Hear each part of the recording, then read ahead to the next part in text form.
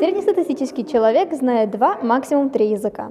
Вундеркинд знает 4 или 5, ну а полиглот знает около 10 разных языков. Только представьте, какие-то колоссальные знания и сколько усилий было вложено в их изучение. В стенах Республиканской многопрофильной полилингвальной гимназии номер 1 вновь проходит межрегиональная Олимпиада Агидель уже 4-й год подряд. Сама Олимпиада делится на 2 этапа. В первом заочном этапе приняли участие более 1000 школьников, а на второй очный этап попали всего 100 человек. Принять участие в интеллектуальном состязании могут обучающиеся 5-11 классов. Тема тестов на этот раз посвящена году семьи. Полин, почему ты участвуешь в этой Олимпиаде? Я участвую в этой Олимпиаде, потому что я интересуюсь языками. Я знаю английский язык, немецкий язык. И я считаю, что в этой Олимпиаде я могу показать другим людям свое владение языками. В будущем я планирую поступать на филолога. Полин, я знаю, что одно из заданий Олимпиады – это защита собственного проекта. О чем твой проект? Наша задача подготовить проект на тему года семьи.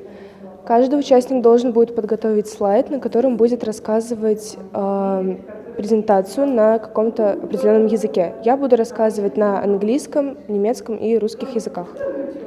Полин, я вижу, что каждому участнику Олимпиады подарили пакет с подарками. Давай заглянем, что находится в твоем пакете. Давай. Здесь мы видим бутылку. Бутылка – это очень полезная вещь для поддержания водного баланса.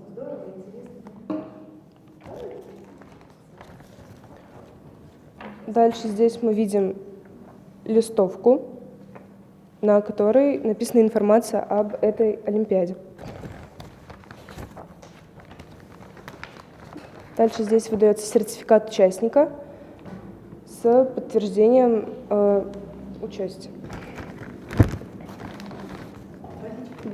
Фирменный блокнот гимназии. Очень полезная вещь, чтобы фиксировать свои мысли или записи. Ручка, классика.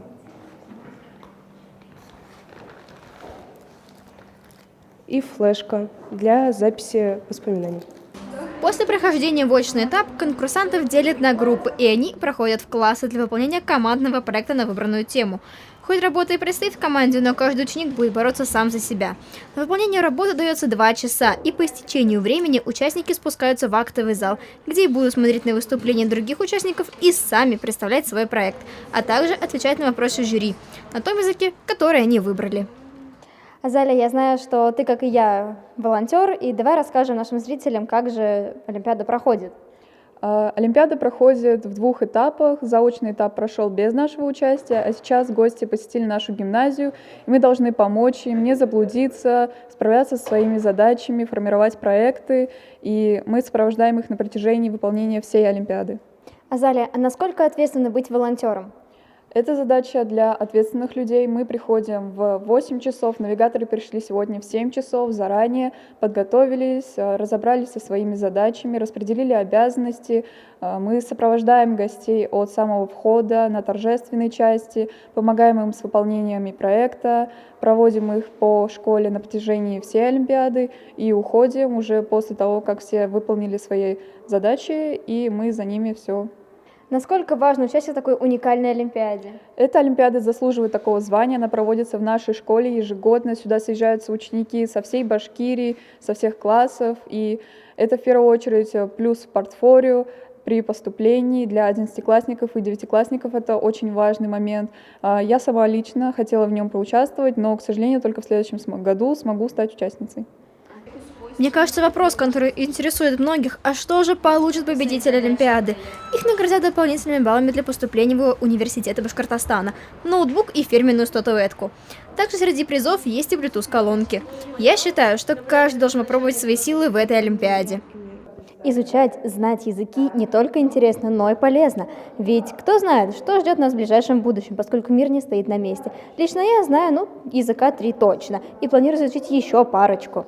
Ведь это открывает такие возможности, как для путешествий, для работы, для обучения. Анна Асадова, Дана Хамитов, специально для Горы новостей.